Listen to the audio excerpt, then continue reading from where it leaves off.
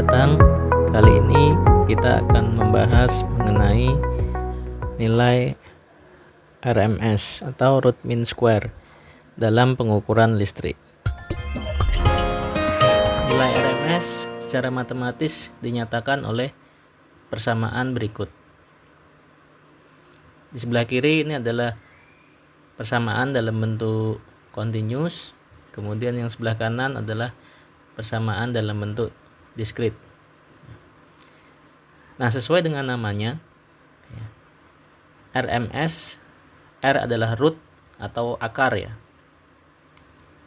Kemudian M itu mean atau rata-rata. Kemudian S square atau kuadrat. Jadi nilai RMS itu memiliki 3 elemen ya. Akar, rata-rata, dan kuadrat. Dalam bentuk persamaan diskretnya, nilai RMS dihitung dengan menjumlahkan kuadrat dari masing-masing data yang ada pada satu kumpulan. Misalkan di sini X1 sampai Xn. Masing-masing data tersebut dikuadratkan dahulu, dijumlahkan semuanya, baru dibagi dengan jumlah dari data tersebut. Setelah itu baru diakarkan. Kalau dalam representasi continuousnya, maka dia akan bentuk integral. Integral tentu dengan batas bawah T1 sampai T2. Nah, fungsi yang dikuadratkan itu dalam hal ini misalkan Ft, fungsi sembarang, ini nanti bisa diisi apapun sesuai dengan aplikasinya ya. Ini semuanya dalam bentuk umum. Nanti kita akan lihat penerapannya atau penggunaannya pada pengukuran listrik. Dalam teori listrik terdapat 2 jenis sumber daya. Satu adalah sumber daya DC, direct current atau sumber daya arus searah. Yang kedua adalah sumber daya AC, alternating current atau sumber daya arus bolak-balik. Sumber DC itu bisa saja disediakan oleh baterai, misalnya baterai atau aki. Itu adalah contoh sumber daya DC. Sedangkan untuk sumber daya AC biasanya dibangkitkan oleh generator ya. Kalau di rumah mungkin kita bisa mendapatkannya di stop kontak ya, jaringan PLN. Itu adalah sumber listrik AC. Nah, secara grafis kedua sumber daya itu memiliki perbedaan yang cukup signifikan ya. Untuk sumber daya DC, seiring waktu nilainya itu akan flat ya, tetap. Karena memang sesuai dengan namanya ya, arusnya hanya berjalan searah, sehingga kalau dia di sini nilainya positif akan terus cenderung positif. Tidak ada kemudian tiba-tiba dia berubah menjadi negatif. Ya.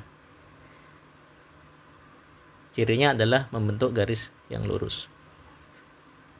Sedangkan untuk sumber daya AC, kita lihat di gambar ini ya, dia memiliki nilai yang berubah seiring dengan waktu. Berbeda dengan sumber daya DC, nilainya cenderung tetap. Tapi kalau di sumber daya AC, misalkan dalam satu siklus ini terdapat nilai-nilai yang positif, kemudian dia akan negatif, dan akan positif, negatif lagi, terus menerus. Tidak ada nilai yang tetap ya, dalam sumber daya AC di sini. Kalau kita lihat dari grafiknya ya, kadang dia ada di puncak positif, kadang dia bernilai 0, kadang dia bernilai puncak negatif. Artinya nilai-nilai tegangan di sini ya, yang digambarkan di sini dalam bentuk tegangan itu selalu berubah nilainya. Kuantitas AC seperti ini memiliki karakteristik fungsi yang bergantung terhadap waktu. Nah, hal ini akan menyulitkan dalam pengukuran, karena nilai yang diukur nanti akan selalu berubah tergantung kapan dia diukur ya. Misalkan dalam satu siklus ini kita ukur di 1/4 waktu, dia berada di positif maksimum. Kalau kita ukur di setengah periode, dia akan bernilai 0. Kita ukur di 3/4, dia akan memiliki nilai yang maksimum negatif. Jadi nilai ini akan selalu berubah tergantung di mana atau kapan dia itu diukur. Tidak ada nilai ukur konstan yang kita dapatkan ya, seperti pada saat mengukur kuantitas DC. Oleh karena kumpulan data ini nilainya selalu berubah. Nah, biasanya untuk mendapatkan suatu nilai yang tetap dari kumpulan data yang nilainya bervariasi, kita bisa menggunakan nilai rata-rata. Nilai rata-rata itu bisa dihitung dengan menggunakan rumus seperti ini ya, di mana pada prinsipnya dia adalah menjumlahkan nilai dari seluruh kumpulan data kemudian dibagi dengan jumlah atau banyaknya data. Kalau kita perhatikan untuk gelombang AC, dia memiliki nilai yang positif dan negatif dengan sebaran yang sama. Setengah periode dia positif, setengah periode dia negatif dengan magnitude yang sama. Sehingga kalau seluruh nilai-nilai ini dijumlahkan, maka dia akan menghasilkan 0. Jadi untuk gelombang AC, ketika kita hitung dengan nilai rata-rata, maka nilai rata-ratanya adalah 0. Karena di situ juga sudah jelas bahwa garis tengahnya atau nilai tengahnya itu berada pada garis X sama dengan 0. Sehingga nilai rata-rata tidak cocok untuk diterapkan untuk mendapatkan suatu nilai pengukuran yang konstan.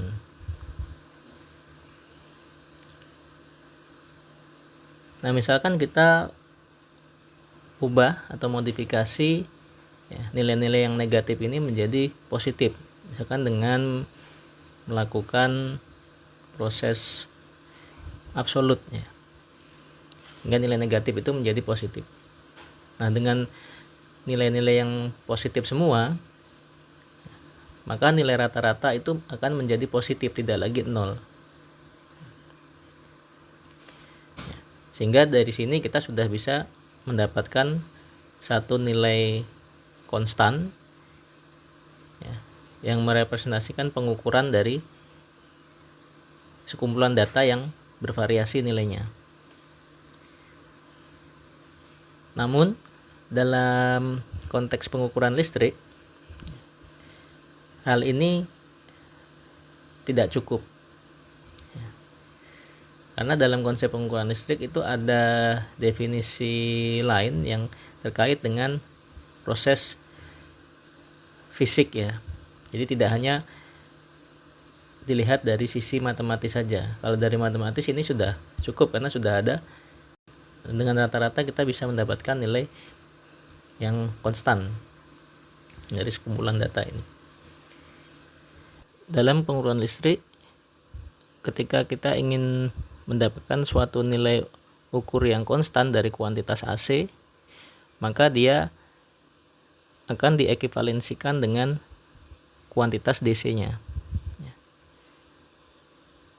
Jadi yang dipertimbangkan di sini adalah transfer daya.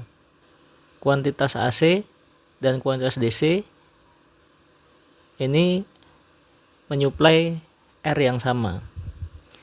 Nah, nilai arus atau tegangan di situ dianggap ekuivalen antara DC dan AC apabila daya yang diserap oleh resistor ini bernilai sama. Daya yang diserap oleh R itu yang dijadikan sebagai acuan dalam mencari atau menentukan nilai ekuivalensi AC terhadap DC. Nah, kalau kita perhatikan di sebelah kanan ini adalah persamaannya. Sebelah kiri ini daya yang ditransfer oleh sumber DC I kuadrat kali R. Kemudian yang sebelah kanan ini juga adalah daya yang ditransfer oleh kuantitas atau sumber AC. Karena nilainya selalu berubah untuk sumber AC, maka yang dihitung adalah daya rata-ratanya. Di sini tampak bahwa di sini adalah integral dari I kuadrat kali R dibagi dengan T atau periodenya. Nah, ketika kita sederhanakan, persamaan ini akan menjadi bahwa arus DC itu setara atau ekuivalen dengan I kuadrat di sini atau arus AC kuadrat. Atau dalam kata lain dia adalah akar dari rata-rata kuadrat.